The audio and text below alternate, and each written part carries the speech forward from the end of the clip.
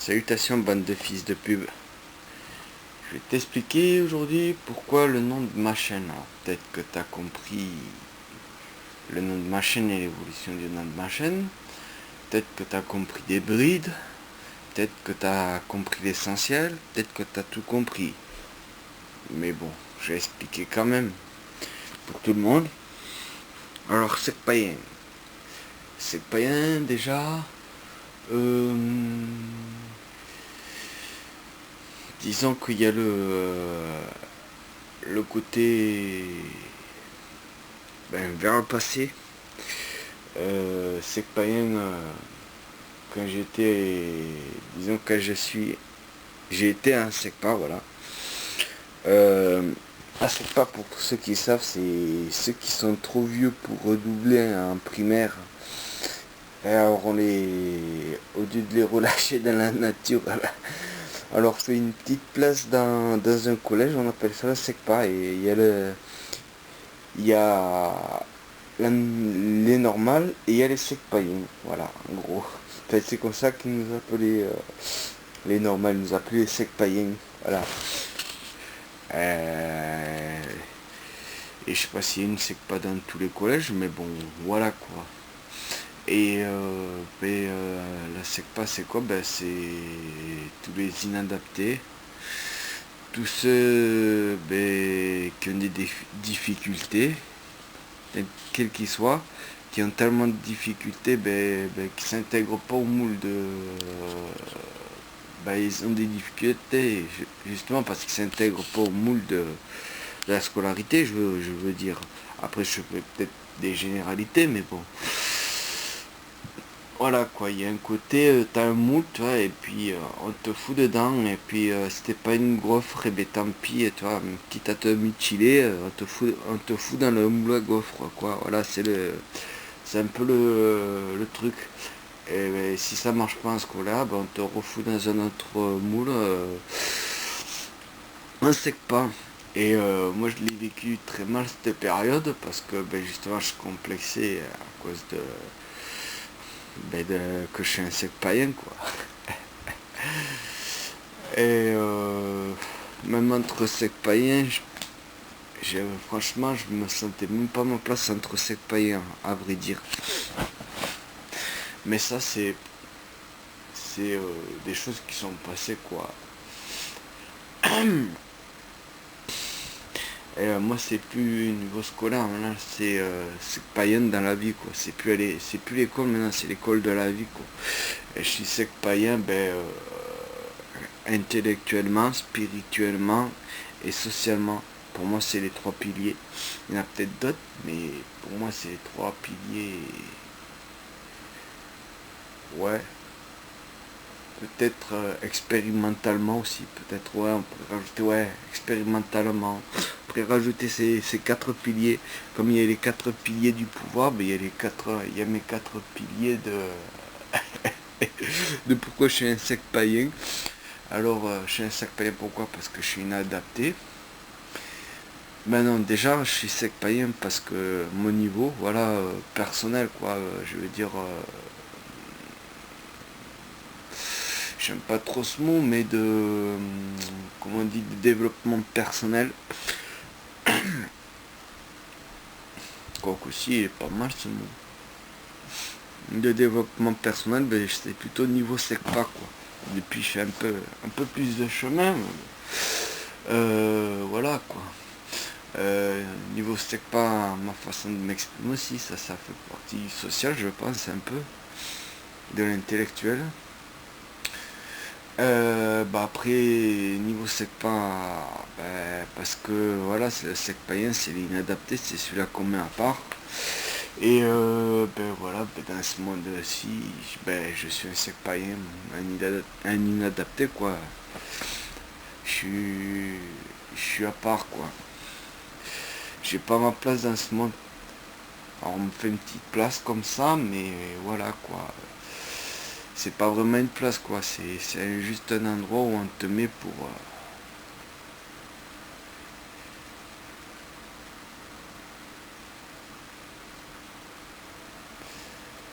Bah parce qu'il faut bien te mettre quelque part, quoi. Faut te mettre sur une étagère quand même. Alors on te met sur l'étagère du fond toute poussiéreuse et puis voilà. Et puis finalement on n'y est pas si mal sur cette étagère. Et voilà un peu pour Sec Païen. Après il y a Sec Païen de l'espace. Alors de l'espace c'est un peu plus complexe parce qu'il y a plusieurs sens derrière. Déjà il y a que à une époque j'étais super fan, j'étais très intéressé par les dessins animés japonais et les mangas.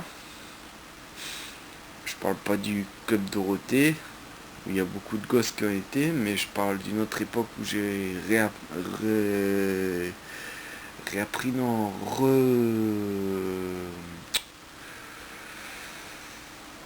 comment dire, retrouvé quoi, comme si j'avais, je connaissais plus quoi.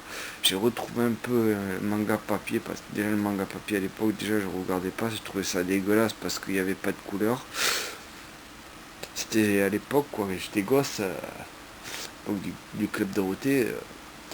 Après j'ai redécouvert l'animation japonaise et tout ça. Et c'est vrai que quelque part c'était dans mes goûts. Donc il y a deux personnages qui ont un rapport avec l'espace. C'est Cobra, le pirate de l'espace, ou Cobra Space Adventure, ou bien et aussi Albator. Et c'est des personnages qui sont assez inspirants quoi. Il y a Cobra parce que lui c'est son côté balécouilliste quoi, le cul entre deux chaises. Ben non, reprenez vos chaises, moi je m'assois par terre quoi. C'est le gars qui pose ses couilles quoi, quitte à les poser par terre. C'est le gars, c'est plus ou moins un pirate on va dire, mais on va pas dire ça parce qu'il fait pas partie de la confédération des pirates, donc c'est même l'ennemi de la confédération des pirates, donc il est traqué par les pirates. C'est un très très grand ennemi des pirates, et puis pareil, il n'est pas du côté de l'axe du bien non plus, de la police, tout ça qu'il recherche. Donc il est entre les deux, et voilà quoi, et c'est un gars qui s'assume, et puis voilà, et qui vit des aventures incroyables quoi. Donc forcément, il y a quelque chose d'admirable quoi, quelque chose qui m'inspire. Et puis on a Albator. Il y a plusieurs versions d'Albator, et les plus connues, 94 et 74 aussi, je crois, les deux, c'est ça. Celle avec Sylvidre et les Lumidas. Moi, je préfère celle avec les Sylvidres parce elle est moins manichéenne en fait. Elle est pas manichéenne du tout en fait. Il y a des adversaires, mais en fait chacun a ses raisons. Et que c'est pas les raisons, c'est pas je suis la méchante qui veut faire du mal quoi. Et il y a les Sylvidres, je vais pas m'étendre là-dessus. Si ça vous intéresse, et bien si vous connaissez, replongez-vous dedans. Si vous connaissez pas, plongez-vous dedans. Voilà, après la version VF, peut-être que ça m'étonnerait pas que ça fait longtemps que je l'ai pas revu, mais ça m'étonnerait pas qu'ils aient enlevé beaucoup de subtilité, genre le côté assez anarchique dans le vaisseau d'Albator. Quand je dis anarchique, je parle pas de chaos, comme comprennent bien, mais Albator c'est un anarchiste. Et en fait, surtout, je crois que c'est dans les Sylvidres qu'on le voit le plus, en fait, que c'est le plus montré, quoi, que c'est un anarchiste. Et je pense que dans la version française, c'est plus ou moins ellipsé quoi, par les dialogues, ça a dû être ellipsé, ça et le côté manichéen aussi, certainement il a dû être ellipsé. Alors que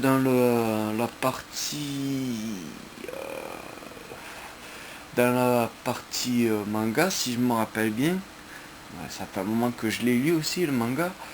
Quand je parle de manga, je parle pas de dessin animé japonais, je parle bien du papier, quoi, du format papier.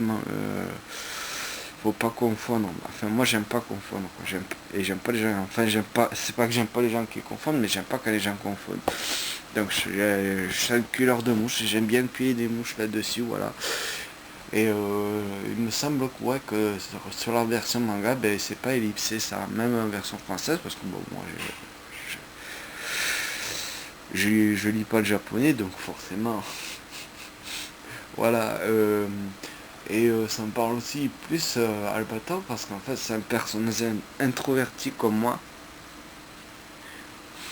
Donc voilà, il y a ça. Il y a le côté espace, parce que c'est hors de la Terre, quoi. Et il y a plein d'autres mondes. Et vu que je me sens pas à la place dans ce monde, que je fais pas partie de ce monde. Pour moi, je fais pas, j'appartiens pas à ce monde. Voilà, clairement, j'appartiens pas à ce monde. Et donc l'espace, ça me laisse un grand espace de liberté pour chercher mon monde. Donc voilà. Et il y a le côté aussi, ben, l'espace, c'est inatteignable, quoi. C'est le côté inatteignable, toi. Comment dire, bah, pour la NASA, c'est pas inatteignable, hein. Après, voilà, faut voir l'argent. Bref, moi, je peux tendre les bras aussi haut que je veux. Je peux péter aussi fort que je veux. Je peux sauter aussi haut que je veux. Je l'atteindrai pas. Mais moi, ça, si on met ça de façon métaphorique, je dirais que ben, c'est un peu mon côté utopiste, voilà. C'est utopiste, c'est le truc que tu peux pas atteindre, mais que tu vas t'élever vers. Même si tu n'y arriveras jamais, tu t'élèveras toujours. Ah, c'est ça en fait. C'est la plante par exemple qui va pousser le plus possible vers le soleil ou l'arbre. Les arbres vont très haut par rapport aux plantes. Il y a des plantes qui vont très bas, il y en a qui vont très haut, des plantes aussi. Il y a des arbres qui vont très haut. Et ils vont vers le soleil, ils poussent tous vers le soleil. Donc ouais, voilà, il y a ce côté-là, s'élever vers, même si on n'atteint pas, mais il n'y a aucun végétaux jusqu'à preuve du contraire, hein. Je ne pense pas qu'il y ait un seul végétaux sur Terre qui ait atteint le soleil, parce que déjà il serait mort asphyxié dans l'espace avant d'y arriver. Donc voilà, ça c'est mon côté. Là c'est l'ancien nom de ma chaîne, et en fait j'ai changé récemment un mot dans le nom de ma chaîne. Pourquoi? Pour être plus précis en fait. Parce que l'espace, c'est grand quoi. Si c'est pas infini, c'est grand en tout cas, c'est très vaste. Et en fait, je me revendique de la Lune. Ouais, voilà.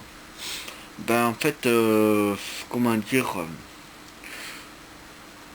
au vu de ce que je sais de la nature humaine, même si je me désolidarise pas totalement de l'être humain, je me considère pas en faire partie en fait de l'humanité. Enfin, l'humanité, ce qu'on appelle l'homo sapiens, tu vois, qui se fait appeler d'ailleurs lui-même homo sapiens sapiens, tu vois, dans toute sa vanité. Euh, Moi, je fais pas partie des homo sapiens en fait. C'est le monde des homo sapiens. Moi, je suis un sélénite, moi. J'habite sur la Lune. Spirituellement, j'habite sur la Lune. mon corps il est là, mais en fait c'est parce que mon corps a dû trébucher sur un rayon, un rayon lunaire, et il a glissé sur ce rayon lunaire, et ben, il a atterri sur la Terre, et donc voilà, je me retrouve ici par accident. Voilà. Euh, Qu'est-ce que je te dis par rapport à la Lune? Qu'est-ce que ça représente pour moi la Lune? Déjà la Lune, euh, c'est un tout quoi. En fait, c'est une partie du yin et du yang. En fait, t'as la Lune et le Soleil quoi. Et la Lune n'existe pas sans le Soleil n'existe pas sans la Lune. Si la Lune est claire, c'est parce que le Soleil tape dessus. C'est les rayons que renvoie la Lune qui est claire. Et donc voilà ce qui permet au jour d'éclairer. Et puis dans la journée, même s'il n'y a pas la lune, il y a toujours une part d'ombre. La lune règne dans l'obscurité et le soleil règne dans la lumière. Sauf que il y a toujours un peu d'ombre dans la, dans la lumière. Tu trouveras toujours des coins d'ombre. Si ce n'est déjà dans les forêts, il y a de l'ombre. Ben, tu creuses un trou, tu es dans l'ombre. Tu rentres chez toi, tu es dans l'ombre. Si tu n'ouvres pas les volets ni rien, quand tu restes, tu fermes tout, tu es dans l'ombre. Tu vas dans une grotte, tu es dans l'ombre. Donc voilà, pour moi, c'est le soleil et la lune, c'est le yin-yang. Le yin et le yang. C'est-à-dire deux parties qui sont opposées, mais dans chacun, il y a un peu des deux, en fait. Et dans l'obscurité, grâce au soleil, la lune est claire. L'obscurité, quoi. Et c'est ça qui est formidable.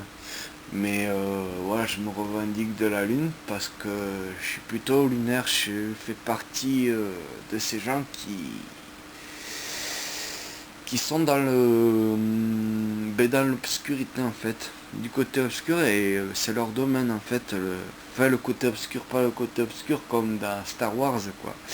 C'est plus nuancé quoi, c'est plus nuancé, c'est pas aussi manichéen du tout, tu vois, c'est pas le sombre c'est le mal, voilà quoi, je parle obscurité de façon plutôt, en fait c'est même plutôt lumineux quoi. En fait, tu crois qu'il fait sombre parce que tu as l'habitude du soleil, mais quand tes yeux s'habituent à l'obscurité, en fait, tu vois, à travers l'obscurité, c'est notre façon de voir les choses, c'est notre façon de percevoir, quoi, de perception. Et grâce à la lune, ben, tu as quand même un éclairage du soleil, quoi, qui est filtré, enfin filtré, qui est envoyé par la lune, donc quelque part qui touche la lune, et qui est, ça devient des rayons lunaires quoi quelque part, même si à la base c'est le soleil. Euh, la lune pour moi ça correspond à l'eau, le soleil au feu. Euh, que dire d'autre? La lune, ça correspond à l'introversion, à l'intérieur de soi, et le soleil à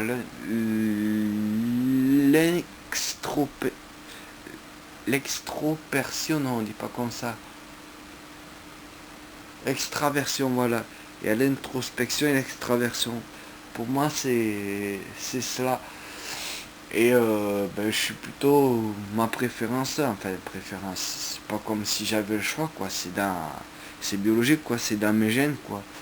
Je suis plutôt lunaire, voilà.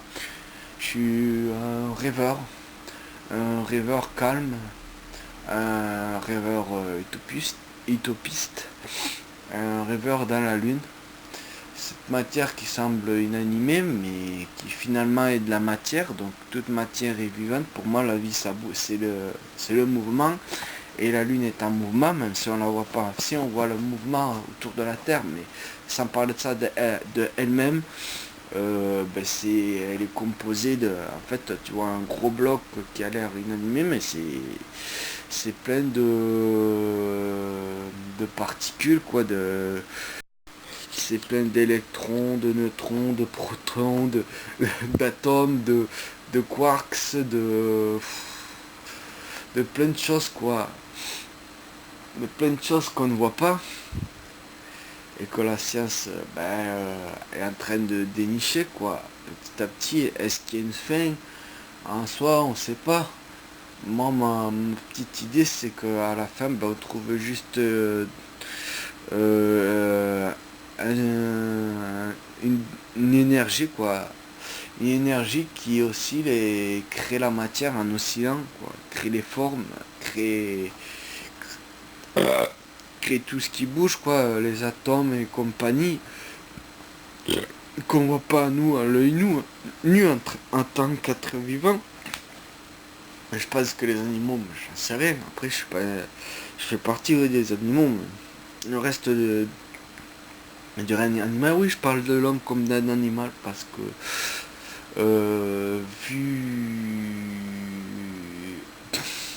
vu comment on se comporte, je dirais même un animal ben, euh, dégénéré, oui. Plutôt, je dirais un animal dégénéré. Voilà. C'est un peu lui-même foutu à part de là où il vient, quoi. C'est déraciné, quoi, en quelque sorte, même si c'est pas un végétaux. Il s'est un peu enlevé et du règne animal, mais il fait toujours partie du règne animal. C'est juste qu'il a dégénéré.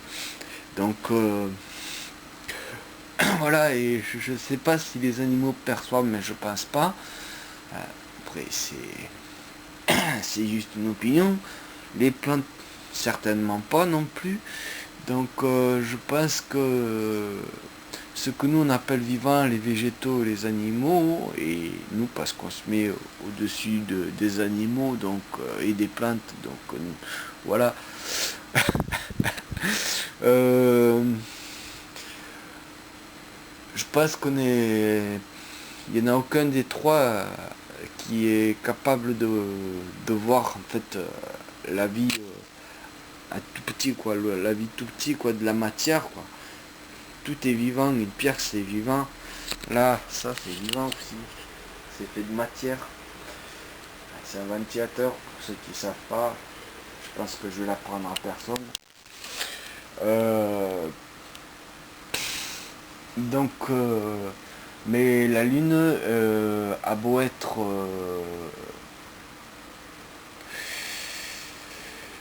active, quoi, vivante, elle est vivante à l'intérieur, quoi, à des niveaux qu'on voit pas, quoi. Alors que le soleil, bon, si tu regardes dans le ciel, tu verras pas forcément, je pense que tu verras pas qu'en elle-même, ça bouge, quoi. Il y a beaucoup de mouvements. Mais si tu as des lunettes assez puissantes pour voir le soleil, tu verras que, enfin, faut avoir quand même un matériel pointu, je pense. Tu verras que le soleil, c'est une boule de feu et le feu, ça bouge, quoi. C'est c'est pas inerte, quoi. Ça, ça sent pas inerte, quoi, comparé à la lune. Ça bouge, quoi. Ça se voit physiquement que ça bouge. Il y a des taches qui se déplacent, t'as des éruptions solaires, ça se voit, quoi, ça recrache dans la matière. Et là, c'est l'extraverti qui recrache, qui évacue, quoi, physiquement, quoi. Alors que la lune, l'introverti, lui, il vit à l'intérieur, quoi, en fait. C'est un autre niveau, en fait. Maintenant, je dirais que dans mon cerveau, ouais, les stimuli d'extraversion, je peux en absorber et interagir avec, mais voilà, faut que j'y aille doucement avec. Je me suis rendu compte là récemment parce que j'ai cherché à aller le plus possible vers l'extraversion, voilà, d'expérience, hein, j'ai vu où sont mes limites, quoi. Et c'est vrai que je suis assez introverti, quoi. Après, il y en a qui sont beaucoup moins introvertis, quoi. Il y a des ambivertis qui sont plus équilibrés, mais qui ont quand même plus ou moins un domaine de prédilection, quoi. Donc voilà, ça peut être dans l'extraversion ou l'introversion. Euh, mais tout ça, ça se passe dans le cerveau, quoi. Il y en a qui, dans le cerveau, ils sont plus actifs au niveau intérieur, quoi. Donc ils n'ont pas besoin de trop de stimulation extérieure. Alors qu'il y en a d'autres qui n'ont pas beaucoup d'activité intérieure, quoi, et qui ont besoin de beaucoup de stimulation extérieure. Voilà en gros. Et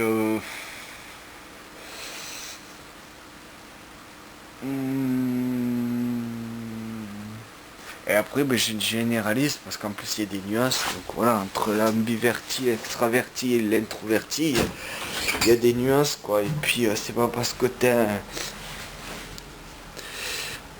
Désolé, je vais vous baisser. Je devrais pas faire ça pendant... Mais tant pis, je le fais quand même, hein. Après tout, pourquoi pas le montrer, hein. Je vais pas me montrer ma bite non plus, mais bon. Voilà, je suis un être humain, je vais vous baisser aussi, comme tout le monde. Je pense que quelqu'un de très introverti peut quand même avoir des pensées profondes. Un introverti peut trouver un moyen de, pareil, d'interagir. Mais il y aura toujours quelque chose d'inné, quoi. C'est dans l'inné, quoi. Je pense qu'on peut pas faire grand chose avec l'inné. C'est pas dans l'acquis, quoi. Après, voilà, faut pas confondre l'inné et l'acquis. Après, il y a les expériences de chacun, l'environnement, l'éducation, ceci, cela. Tout un tas d'autres choses qui fait que ça complique encore plus les choses. Voilà, quoi. Et après, faut pas confondre timidité et introversion, c'est pas du tout pareil. Je ferai une vidéo sur l'introversion. Et donc voilà, la lune, moi je me revendique sélénite, voilà, introverti qui a pas sa place sur Terre, mais enfin, du moins spirituellement, même je dirais plutôt intellectuellement, j'ai ma place plutôt sur la lune, voilà. Est-ce qu'un jour j'y reviendrai, je l'atteindrai, je sais pas. C'est une utopie aussi. Je suis un rêveur, qui s'élève en rêvant. Voilà, j'ai envie de dire laissez-moi rêver, laissez-moi m'élever. Et ceux qui veulent s'élever s'élèvent, et ceux qui veulent stagner stagnent. Chacun fait ce qu'il veut en fait. Au final, on est tous responsables de nos vies, plus ou moins. On est tous coupables de ce qui arrive globalement, et on a tous une responsabilité, on est tous responsables de notre propre vie aussi. Donc voilà, il y a quelque chose comme ça. Et comme j'ai dit, voilà, je suis une utopiste. Je dis clairement, je l'assume, je me revendique utopiste. Voilà. Tu ne me verras pas revendiquer d'être de droite, de gauche, mais par contre, oui, d'appartenir à la lune et d'être un utopiste, ouais, voilà. Je veux atteindre la lune, voilà, c'est mon monde à moi en fait, en gros, que je veux atteindre, et je ne peux l'atteindre qu'en m'élevant. Donc voilà, j'ai les pieds dans la merde et je me relève, et j'essaie d'atteindre la lune. Voilà. C'est pour ça que actuellement je me fais appeler sec païen de la lune à la place de sec païen de l'espace. Je crois que j'ai dit tout ce que j'avais à dire. Ouais, salut. Ciao, ciao. Bisous, bisous. Non, là je ne me sens pas semblable à ces traîtres, non mais sans blague, ces pentes là me ressemblent assez vrai, mais ce n'est pas moi qui fais de mes gosses de vulgaires bouts de chair humaine. Objet chaque année vague de 100 millions de touristes sexuels. M'autoproclame civilisé en nation capitaliste modèle, mais ne pratique rien d'autre qu'une sorte de cannibalisme moderne. 80% du globe meurt pour le bénéfice de 20. Si je ressemble à ça, ce n'est qu'une erreur de génétique. Si c'est bien ça l'espèce humaine, c'est qu'il est peut-être l'heure qu'on m'explique. Moi je ne suis pas des leurs, je triple de l'erreur génétique. Je n'y arrive pas Seigneur, il faut m'enlever ma charge. Mes chromosomes se trompent, j'ai honte de fusquer de ressembler à ça. Allez-y traitez-moi de fou, mais ne me parlez même pas. Si c'est bien ça l'espèce humaine, c'est qu'on n'est pas de la même race. Je escorte, c'est cavard dont incapable. Je préférais encore me tordre dans la peau d'un mince. Pas se saoule alors moi pour oublier comment la crise l'irrite. Je n'ai pas fini. J'ai oublié de vous... J'ai oublié de vous dire que si j'ai un côté lunaire, j'ai forcément aussi un côté solaire. Comme le soleil caresse de ses rayons la lune, même si j'ai une préférence pour la lune, j'ai un don qui est un peu une malédiction aussi pour le moment. Un don solaire, c'est que j'ai cette énergie solaire cette énergie qui veut s'échapper quoi. C'est l'énergie qui veut interagir quoi. C'est pas l'énergie intérieure, c'est l'énergie qui extériorise ou qui voudrait extérioriser du moins. Elle est physique. Elle est physique en fait. Et il se trouve que physiquement, j'ai une force physique, on dirait, plus grande que la moyenne.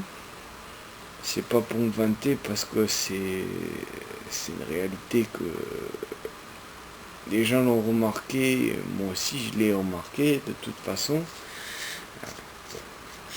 Après, je sais pas la maîtriser la force, c'est ça le problème. Je suis très maladroit et j'ai du mal à la maîtriser. Et en plus, quand j'arrive pas à la journée à me dépenser assez, à extérioriser cette énergie solaire, il se trouve que j'ai du mal à dormir. Il y a d'autres raisons qui font que je suis insomniaque, qui sont du coup pas de la Kim mais de l'inné. Mais ça j'en parlerai pas. Peut-être un autre jour. Mais voilà, avant même d'avoir des insomnies chroniques, déjà, j'avais du mal à dormir. Enfin, j'arrivais à dormir quand même, mais j'avais le sommeil dur, quoi. Quand je me dépassais pas assez physiquement. Voilà. C'est mon côté solaire. Le yin, le yang, toujours, voilà.